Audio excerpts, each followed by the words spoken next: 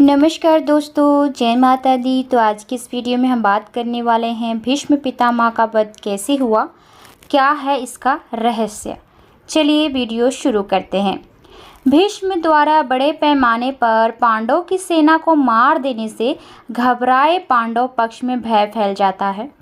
तब श्री कृष्ण के कहने पर पांडव भीष्म के सामने हाथ जोड़कर उनसे उनकी मृत्यु का उपाय पूछते हैं। भीष्म कुछ देर सोचने पर उपाय बता देते हैं। उसके बाद भीष्म पांचाल तथा मत्स्य सेना का भयंकर संहार कर देते हैं। फिर पांडव पक्ष युद्ध क्षेत्र में भीष्म के सामने शिखंडी को युद्ध करने के लिए लाया जाता है। युद्ध क्षेत्र में शिखंडी को अपने सामने डटा देखकर भीष्म अपने अस्त्र शस्त्र त्याग देते हैं और निहत्थे खड़े हो जाते हैं, क्योंकि भीष्म की प्रतिज्ञा थी कि वे किसी स्त्री से युद्ध नहीं करेंगे। भीष्म ने कृष्ण पर युद्ध धर्म के विरोध आचरण करने का आरोप लगाते हुए एक स्त्री पर वार करने से मना कर अपना धनुष नीचे रख दिया।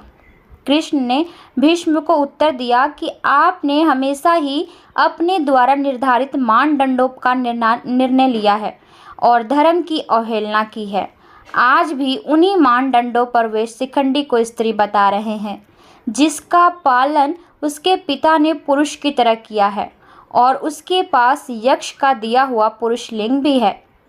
भीष्म के सामने अपने हाथ पर खड़े शिखंडी अपने रथ पर खड़े शिखंडी ने लगातार भीष्म पर तीरों से वार किया, लेकिन भीष्म के कवच से तीर टकराकर गिर जाते थे। शिखंडी के तीरों में इतनी शक्ति नहीं थी कि वे भीष्म की छाती को छेद पाते। तब अर्जुन भी पीछे से भीष्म पर वार करने लगे। अर्जुन और शिखंडी के तीरों के रंग एक थे, इसलिए और नज़र कमजोर होने के कारण भीष्म अर्जुन के तीरों को पहचान नहीं पाए। इस तरह शिखंडी की आड़ में अर्जुन के तीरों से भीष्म का शरीर छलनी हो जाता है। कहते हैं कि शिखंडी ने अपने रथ पर खड़े होकर लगातार 2 दिनों तक भीष्म पर तीरों से वार किया था, लेकिन उसके तीर भीष्म के कवच से टकरा कर गिर जाते थे, उसको भेद नहीं पाते थे। इसीलिए भीष्म अपनी प्रतिज्ञा के चलते उसके तीरों को ना काटते और ना ही शिखंडी पर वार करते। फिर अर्जुन शिखंडी के पीछे से भीष्म पर वार करते। अर्जुन और शिखंडी के तीरों के रंग एक थे और दूसरा कारण यह कि भीष्म की अपनी नज़रें कमज़ोर होने के कारण पीछे से अर्जुन तीर चला रहा है यह पहचान नहीं पाए। ऐसे में शिखंडी के तीर तो कवच से टकराकर गिर जाते थे, लेकिन अर्जुन के जो तीर भीष्म के शरीर को छेद देते थे। इस तरह अर्जुन भीष्म के शरीर को छलनी कर देते, लेकिन अपने पिता शांतनु द्वारा इच्छा मृत्यु का वरदान प्राप्त भीष्म फिर भी जिंदा थे। अर्जुन के तीरों से भीष्म का धनुष भी टूट जाता है। तब ऐसे में भीष्म अपने शरीर में धंसे तीरों की परवाह ना करते हुए अपने हाथ में तलवार लेकर रथ से उतरने लगते हैं। उसी समय उनका संतुलन बिगड़ता है और वह गिर पड़ते हैं और वे तीरों की शैया पर लेट जाते हैं। भीष्म के शरशैया पर लेटने की खबर फैलने पर कौरवों की सेना में हाहाकार मच जाता है। दोनों दलों के सैनिक और सेनापति युद्ध करना छोड़कर भीष्म के पास एकत्रित हो जाते हैं। दोनों दलों के राजाओं से भीष्म कहते हैं, राज्यगण, मेरा सिर नीचे लटक रहा है, मुझे उपयुक्त तकिया चाहिए। उनके एक आदेश पर तमाम राजा और योद्धा मूल्यवान और तरह तरह के तकिए ले आते हैं, किंतु भीष्म उनमें से एक को भी नहीं लेकर मुस्कुराते हुए कहते हैं कि ये तकिए इस वीरशैया के काम में नहीं आएंगे। फिर वे अर्जुन की ओर देखकर कहते हैं, बेटा, तुम तो क्षत्रिय धर्म के विद्वान हो, क्या तुम मुझे उपयुक्त तकिया दे सकते हो? कहते हैं कि आज्ञा पाते ही अर्जुन ने आंखों में आंसू लिए उनको अभिवादन कर भीष्म को बड़ी तेजी से ऐसे 3 बाण मारे, जो उनके ललाट को छेदते हुए पृथ्वी में जा लगे। बस इस तरह सिर को सिरहाना मिल जाता है। इन बाणों का आधार मिल जाने से सिर के लटकते रहने की पीड़ा चली जाती है। लेकिन शरशय्या पर लेटने के बाद भी भीष्म प्राण क्यों नहीं त्यागते हैं, जबकि उनका पूरा शरीर तीर से छलनी हो जाता है। फिर भी वे इच्छा मृत्यु के कारण मृत्यु को प्राप्त नहीं होते हैं। भीष्म यह भली भांति जानते थे कि सूर्य के उत्तरायण होने पर, प्राण त्यागने पर आत्मा को संदीप्ति मिलती है और वे पुनः अपने लोक जाकर मुक्त हो जाएंगे। इसीलिए वे सूर्य के उत्तरायण होने का इंतजार करते हैं।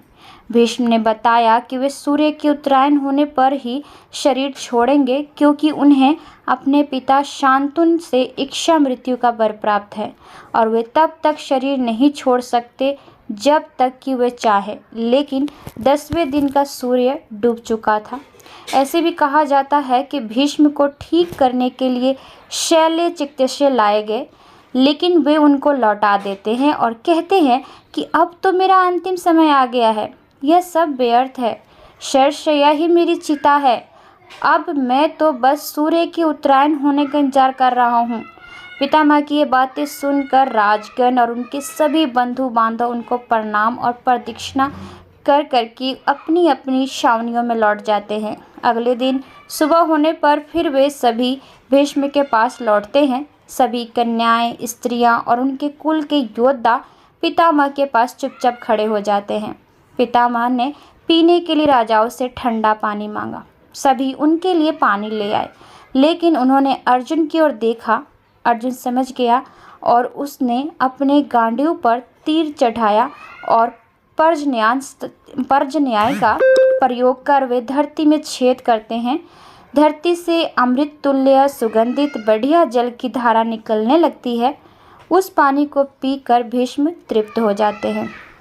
फिर भीष्म दुर्योधन को समझाते हैं कि युद्ध छोड़कर वंश की रक्षा करो। उन्होंने अर्जुन की बहुत प्रशंसा की और दुर्योधन को बार बार समझाया कि हमारी यह गति देखकर संभल जाओ, लेकिन दुर्योधन उनकी एक भी नहीं मानता और फिर से युद्ध शुरू हो जाता है। अगले दिन फिर से सभी उनके पास इकट्ठे होते हैं। वे नए सेनापति कर्ण को समझाते हैं। वे दोनों पक्षों में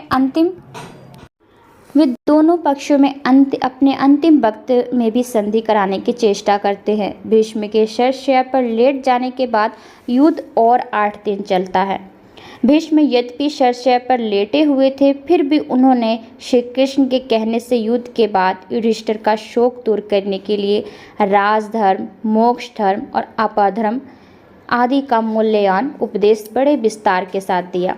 इस उपदेश को सुनने से युधिष्ठिर के मन से ग्लानि और पश्चाताप दूर हो जाता है। बाद में सूर्य के उत्तरायण होने पर युधिष्ठिर आदि सगे संबंधी, पुरोहित और अन्याय लोग भीष्म के पास पहुँचते हैं। इन सब से पितामह ने कहा कि शरशय्या पर मुझे 58 दिन हो गए हैं। मेरे भाग्य से माघ महीने का शुक्ल पक्ष आ गया है।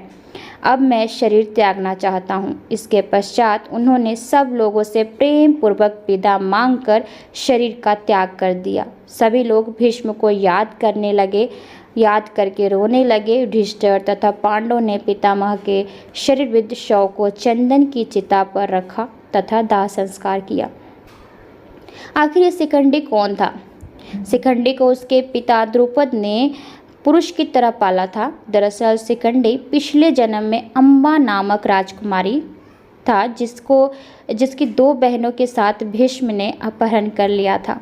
भीष्म इन बहनों की शादी शारीरिक रूप से अक्षम अपने अनुज विचित्रप्रिय से करना चाहते थे। अम्बा ने भीष्म को बताया कि उनका प्रेमी है और प्रार्थना की कि उसे मुक्त कर दें। भीष्म ने उसे मुक्त कर दिया, लेकिन उसके प्रेमी ने उसे अपनाने से मना कर दिया और उसे वापस विचित्रप्रिय के पास लौटना पड़ा, लेकिन विचित्रप्रिय ने भी उसे अस्वीकार कर दिया। तब अम्बा ने भीष्म के सामने विवाह का निवेदन रखा, लेकिन उन्होंने तो आजीवन ब्रह्मचारी रहने का व्रत लिया हुआ था। अंततः अम्बा ने परशुराम से न्याय की गुहार की। परशुराम ने भीष्म से युद्ध किया, लेकिन परशुराम को निराशा ही हाथ लगी। तब निराश अम्बा ने शिव की आराधना की और यह वरदान मांगा कि इच्छा मृत्यु का वर पाए भीष्म की मृत्यु का कारण वह बने। शिव ने कहा कि यह अगले जन्म में ही संभव हो सकेगा। अम्बा तब मृत्यु को वरण कर लेती है और यह अम्बा ही राजा द्रुपद के यहाँ शिखंडी के रूप में जन्म लेती है। तो उम्मीद करती हूँ कि आज की वीडियो आप सबको पसंद आई होगी। तो चलिए आपसे मिलते हैं अगली वीडियो में, तब तक के लिए आज्ञा दीजिए। धन्यवाद।